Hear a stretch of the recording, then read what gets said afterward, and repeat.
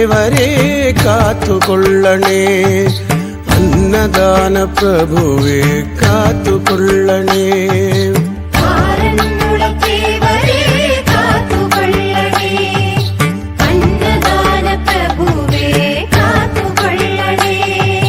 നിന്നഭിഷേകം കണ്ടു നിന്നുച്ച പൂജ കണ്ടു പ്രസാദവും വാങ്ങി കൈവണങ്ങും ഞാൻ എന്നും കൈവണങ്ങും ഞാൻ.